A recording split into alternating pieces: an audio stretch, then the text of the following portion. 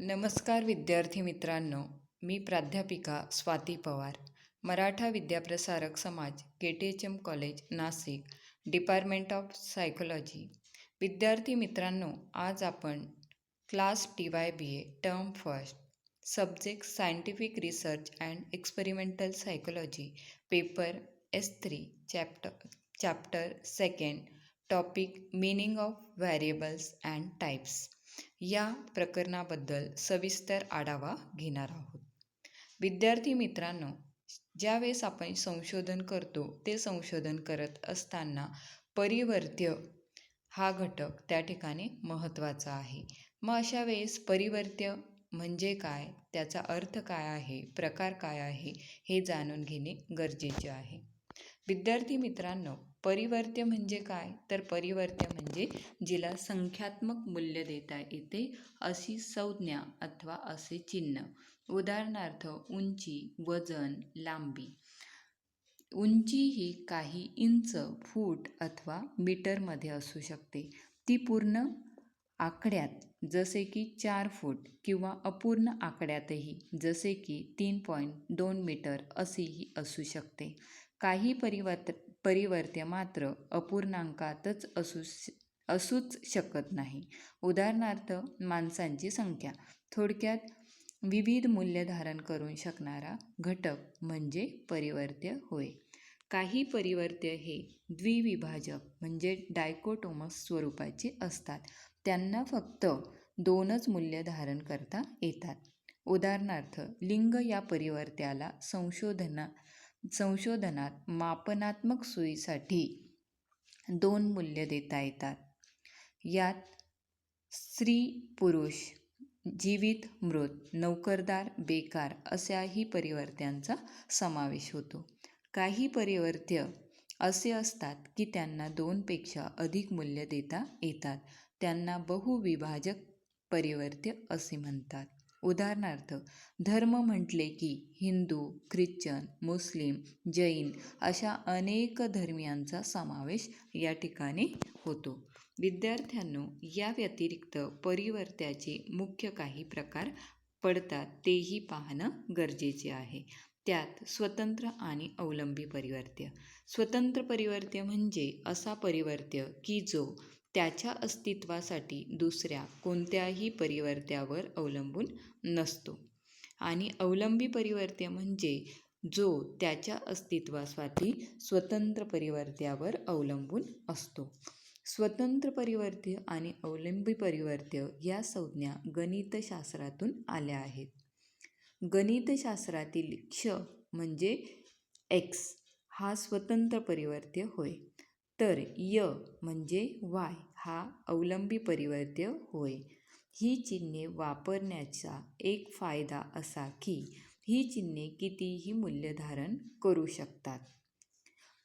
त्यानंतर ज्यावेळेस आपण यासंबंधी एक उदाहरण पाहतो की अध्यापन पद्धतीचा विद्यार्थ्याच्या शैक्षणिक निर्वर्तनावर होणारा परिणाम तपासण्यासाठी केल्या गेलेल्या प्रयोगात अध्यापन पद्धती हा स्वतंत्र परिवर्त्य होय, तर शैक्षणिक निर्वर्तन हा अवलंबी परिवर्त्य होय.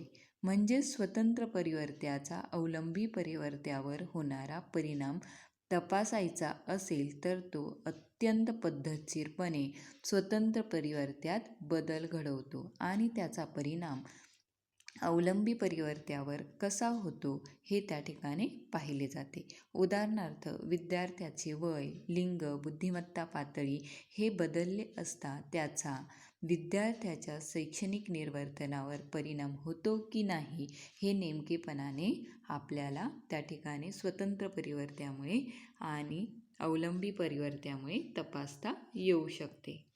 त्यानंतर स्वतंत्र आणि अवलंबी परिवर्त्याचे काही उपप्रकार त्या ठिकाणी पडतात. त्यात पहिला सक्रिय आणि गुणविशेष परिवर्त्य. सक्रिय परिवर्त्य म्हणजे ज्या स्वतंत्र परिवर्त्याला प्रत्यक्षपणे कार्यान्वित करणे प्रयोजकाला शक्य असते त्याला सक्रिय परिवर्त्य असे म्हणतात. या परिवर्त्यांना टाईप E एक्सपेरिमेंटल परिवर्त्य असेही संबोधतात.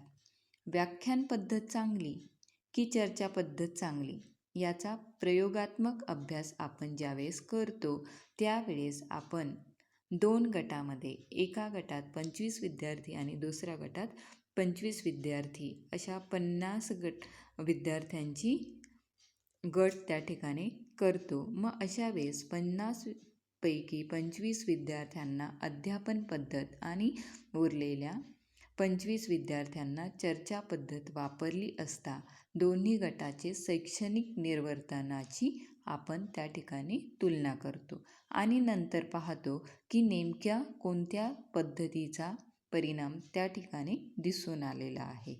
मग अशा वेळेस प्रयोजक अध्यापन पद्धतीत प्रत्यक्षच बदल करतो आणि सक्रिय परिवर्त्याची नेमके काय परिणाम झाले आहे ते देखील आपल्याला त्या ठिकाणी पाहता येते. त्यानंतर गुणविशेष परिवर्त्य. प्रत्येक वेळेस स्वतंत्र परिवर्त्य प्रत्यक्षपणे कार्यान्वित करणे शक्य होईलच असे नाही. काही परिवर्त्य अपरिवर्तनीय असतात, म्हणजे जे बदलू शकत नाही. उदाहरणार्थ वय, लिंग, धर्म, जात इत्यादी. अशा वेळेस प्रयोजक निवड प्रक्रियेचा आधार घेतो. याला आपण गुणविशेष परिवर्त्य असे म्हणतो. उदाहरणार्थ इथे गुणांचा समावेश असतो. वय आणि प्रतिक्रिया काल याचा काही संबंध आहे का, हे जर आपल्याला पाहायचे असेल तर अशा वेळेस गुणविशेष परिवर्त्यामध्ये प्रत्यक्षपणे बदल करता येत नाही. म्हणजे वयात बदल करता येत नाही, लिंगात, धर्मात, जातीत या सर्व गोष्टींमध्ये बदल करणं शक्य नसतं. अशा वेळेस प्रयोजक भिन्न वयोगटातील प्रयुक्त निवडतो. म्हणजे वेगवेगळ्या वयाचे, लिंगाचे, धर्माचे, जातीचे प्रयुक्त या ठिकाणी निवडले जातात आणि अवलंबी परिवर्त्यावर परिणाम करू शकतील असे घटक, उदाहरणार्थ पूर्वानुभव, प्रेरणा, सराव, बौद्धिक कुवत या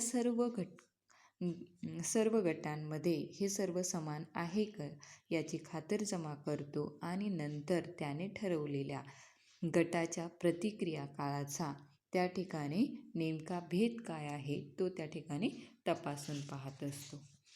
त्यानंतर ज्या वेळेस आपण पुढचा म्हणजेच नियामक आणि मध्यस्थ परिवर्त्याचा भाग पाहतो तर त्यात नियामक परिवर्त्य हा स्वतंत्र परिवर्त्याचाच एक विशेष प्रकार आहे.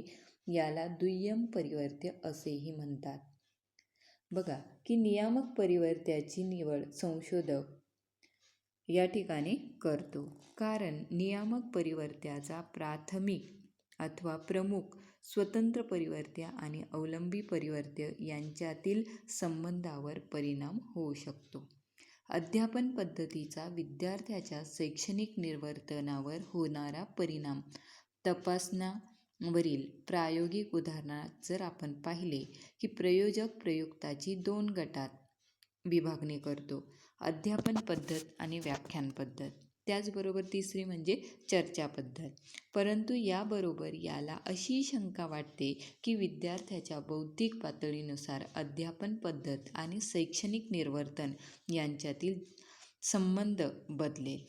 मग जर ही शंका आपल्याला तपासून पाहायची असेल तर अशा वेळेस संशोधक पुन्हा दोन्ही समूहातील व्यक्तींची बौद्धिक पातळीनुसार म्हणजे 3 गटांमध्ये, उदाहरणार्थ सर्वसामान्य बुद्धिमत्ता असणारे किंवा सर्वसामान्य पातळीच्या खाली बुद्धिमत्ता असणारे, सर्वसामान्य बौद्धिक पातळी असणारे, सर्वसामान्य पातळीच्या वरचे अशी विभागणी करेल. म्हणजे आता त्याच्याकडे 6 समूह तयार झाले.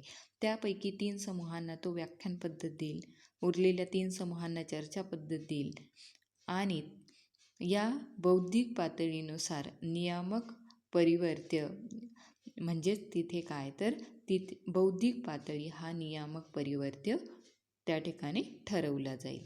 मध्यस्थ परिवर्त्य म्हणजे काय तर मध्यस्थ परिवर्त्याचा अवलंबी परिवर्त्यावरही परिणाम संभवतो, परंतु हा परिणाम दृश्य नसतो, तो अदृश्य स्वरूपाचा असतो. त्यांच्यात प्रत्यक्ष अथवा निवड प्रक्रियेने परिवर्तनही करता येत नाही. स्वतंत्र आणि नियामक परिवर्त्याच्या अवलंबी परिवर्त्यावर होणाऱ्या दृश्य परिणामाच्या आधारे मध्यस्थ परिवर्त्याच्या परिणामासंबंधी अनुमान मांडता येते. समजा प्रयोजकाला हा अभ्युगम तपासायचा आहे की व्यक्तीला ध्येयापर्यंत पोहोचण्यास आपण जर मज्जाव केला तर ती व्यक्ती आक्रमक वर्तन करते. येथे ध्येयसिद्धीस मज्जाव म्हणजे ध्येय पूर्ण करण्यासाठी अडचण निर्माण केली हा स्वतंत्र परिवर्त्य. आक्रमक वर्तन हा अवलंबी परिवर्त्य आणि त्यामुळे काय निर्माण झालं तर वैफल्य. हे वैफल्य आपल्या डोळ्यांना दिसत नाही म्हणून त्याला आपण नियामक मध्यस्थ परिवर्त्य असेही म्हणू शकतो, जो डोळ्यांना दिसत नाही.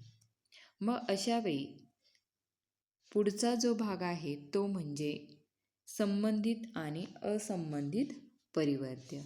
की संबंधित असंबंधित परिवर्त्य, ज्या परिवर्त्याचा अवलंबी परिवर्त्याशी थोडा देखील किंवा सुतारामही संबंध नसतो त्याला असंबंधित परिवर्त्य म्हणतात. उदाहरणार्थ प्रतिक्रिया देण्याचा कालावधी. हे जर आपल्याला पाहायचं असेल तर प्रतिक्रिया कालावर प्रयुक्ताच्या उंचीचा, जातीचा, वजनाचा कोणताही परिणाम होत नाही. या उलट ज्या परिवर्त्याचा अवलंबी परिवर्त्यावर परिणाम संभवतो त्या परिवर्त्याला आपण संबंधित परिवर्त्य म्हणू शकतो. उदाहरणार्थ प्रतिक्रिया देण्यासाठी कोणते घटक जबाबदार आहे ते संबंधित असेल तर त्याला संबंधित परिवर्त्य आणि जे असंबंधित असणार आहे त्याला असंबंधित परिवर्त्य असे देखील म्हटले जाते. संबंधित आणि असंबंधित परिवर्त्याशी संबंधित काही उपप्रकार. कार्यसंबंधित परिवर्त्य. बघा की कार्यसंबंधित परिवर्त्य म्हणजे प्रयुक्ताला प्रयोगात जे विशिष्ट कार्य करावयाचे आहे त्याच्याशी कार्यसंबंधित परिवर्त्य निगडित असते. ज्या उपकरणावर प्रयुक्ताला काम करायचे आहे त्याच्या वापरातील क्लिष्टता, सहजतेचा त्याच्या निर्वर्तनावर काय परिणाम होतो हे या ठिकाणी पाहिले जाते. प्रयुक्त संबंधित परिवर्त्य जो सब्जेक्टशी रिलेव्हंट असतो. प्रयुक्ताच्या गुणवैशिष्ट्याशी संबंधित असलेल्या आणि अवलंबी परिवर्त्यावर परिणाम करू शकणाऱ्या परिवर्त्यांना प्रयुक्त संबंधित परिवर्त्य असे म्हटले जाते. उदाहरणार्थ प्रयुक्ताचे वय, प्रयुक्ताची बौद्धिक पातळी, सराव, थकवा ह्या सर्व गोष्टींचा प्रतिक्रिया कालावर परिणाम होतो. त्यानंतर परिस्थिती संबंधित परिवर्त्य की परिस्थिती संबंधित परिवर्त्य म्हणजे ज्या ठिकाणी आपण प्रयोग करणार आहोत हे परिवर्त्य प्रयुक्ताने करावयाच्या कार्याचे भाग नसतात, परंतु प्रयोगाच्या वेळेस आलेल्या भौतिक परिस्थितीशी ते निगडित असतात आणि त्यांच्यामुळे प्रयुक्ताच्या वर्तनात बदल होतो. जसे की एखाद्या प्रयोगात वाचनवेग जर अवलंबी परिवर्त्य असेल तर प्रकाशमान, तापमान, आजूबाजूचा आवाज या परिस्थिती संबंधित परिवर्त्याचा अवलंबी परिवर्त्यावर परिणाम संभवू शकतो. त्यानंतर अनुक्रम संबंधित परिवर्त्य. अनुक्रम संबंधित सिक्वेन्स रिलेव्हंट व्हेरिएबल. उद्दीपक सादरीकरणाच्या एका विशिष्ट अनुक्रमातून उद्भवणाऱ्या सर्व परिवर्त्याचा समावेश यात होतो.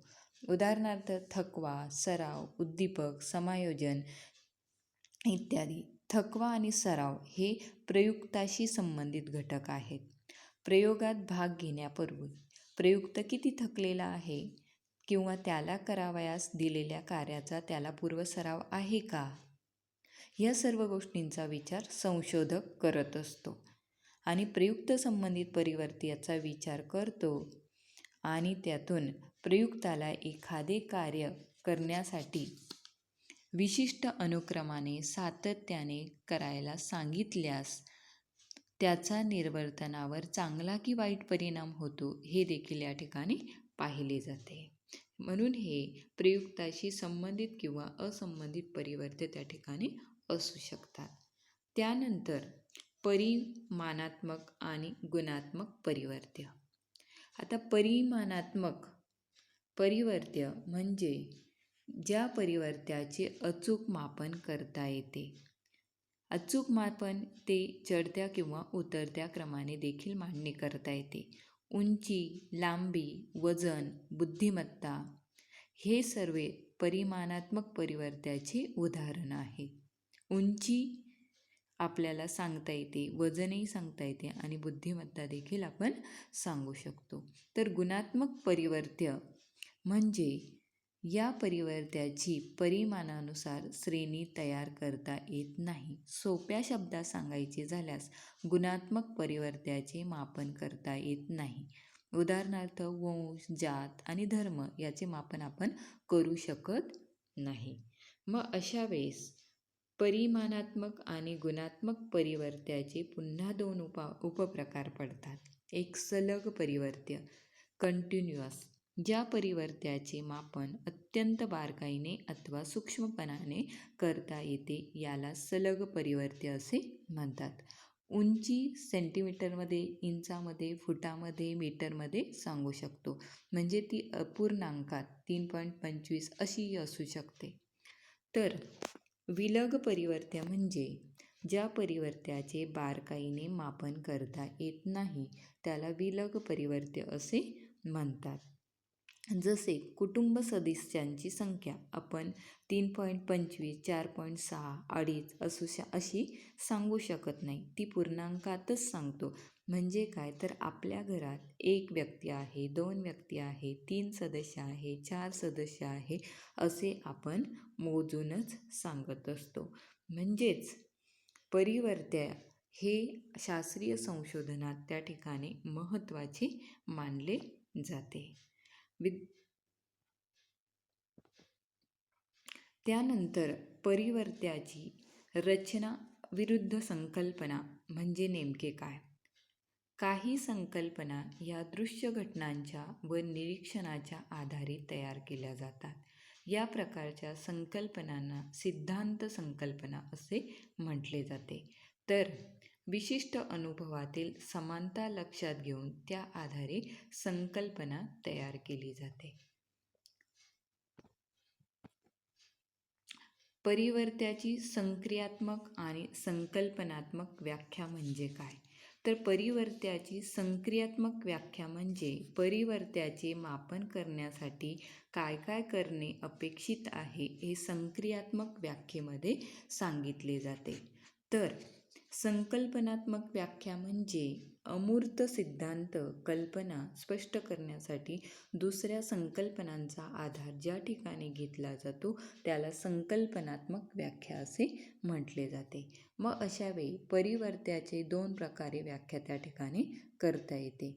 विशिष्ट अनुभवातील समानता लक्षात घेऊन त्या आधारे संकल्पना तयार केली जाते जी अमूर्त स्वरूपाची असते. वजन, लांबी वगैरे या सर्व अमूर्त संकल्पना आहे. या संज्ञा म्हणजे अमूर्त संकल्पनाची शाब्दिक अभिव्यक्ती होय. काही संकल्पना या दृश्य घटनांच्या व निरीक्षणाच्या आधारे तयार केल्या जातात. या प्रकारच्या संकल्पनांना सिद्धांत संकल्पना असे म्हणतात. म्हणजेच रचना किंवा कॉन्स्ट्रक्ट. काही विशिष्ट शास्त्रीय हेतू डोळ्यासमोर ठेवून सहेतुकपणे त्यांची निर्मिती केली जाते. की बुद्धिमत्ता ही संकल्पना आपणास ज्ञात आहे. त्यातून आपण कमी बुद्धिमत्ता, अधिक बुद्धिमत्ता अशा विद्यार्थ्याच्या वर्तनाचे निरीक्षण करून त्या आधारे ठरवतो. आक्रमकता, संपादन, प्रभुत्व अशा प्रकारच्या सिद्धांत संकल्पना आहेत. आणि या सिद्धांत संकल्पना अनेक सिद्धांत संकल्पनाशी संबंधित असू शकतात. उदाहरणार्थ जसे की शैक्षणिक संपादन हे बरेचदा बुद्धिमत्तेवर अवलंबून आहे. म्हणजे अशा प्रकारे दोनही प्रकारच्या व्याख्या ज्या आहेत त्या व्याख्या शास्त्रीय संशोधनात वापरल्या जातात. मानसशास्त्रीय संशोधनात सिद्धांत संकल्पना आणि परिवर्त्य हे दोन प्रकारे मांडले जाते. पहिला प्रकार म्हणजे संकल्पनाधारित परिवर्त्य की संकल्पनाधारित परिवर्त्य किंवा व्याख्या यामध्ये चिंता या सिद्धांत संकल्पनेची व्याख्या व्यक्तिनिष्ठ भीती अशी करता येईल. तर आक्रमकता या सिद्धांत संकल्पनेची व्याख्या दुसऱ्या व्यक्तीला सहेतुक केलेली दुखापत, नुकसान अशी करता येईल.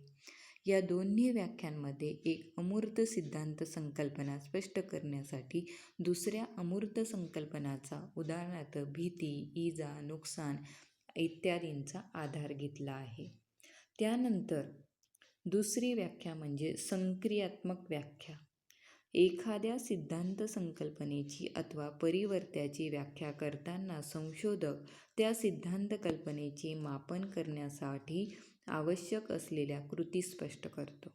संशोधकाने त्या विशिष्ट परिवर्त्याचे मापन करण्यासाठी काय काय करणे अपेक्षित आहे हे संक्रियात्मक व्याख्या सांगते. म्हणजेच बुद्धिमत्तेच्या बऱ्याच व्याख्या आपल्याला माहीत आहे. मग अशा वेळेस बुद्धिमत्तेची संक्रियात्मक व्याख्या जर आपल्याला मांडायची असेल तर त्यासाठी काय करणे अपेक्षित आहे हे यात पाहिले जाते. त्यात मापित संक्रियात्मक व्याख्या म्हणजे परिवर्त्याचे मापन कसे केले जाणार हे यात सांगितले जाते. आणि प्रायोगिक संक्रियात्मक व्याख्या यामध्ये प्रयोजक परिवर्त्यात परिवर्तन करण्यासाठी काय काय करणार आहे याचे सविस्तर वर्णन या ठिकाणी केले जाते. म्हणजेच परिवर्त्याची संक्रियात्मक आणि संकल्पनात्मक व्याख्या या ठिकाणी संशोधनात महत्त्वाची मानली जाते. संशोधनात परिवर्त्य हा घटक अत्यंत महत्त्वाचा मानला जातो. थँक्यू.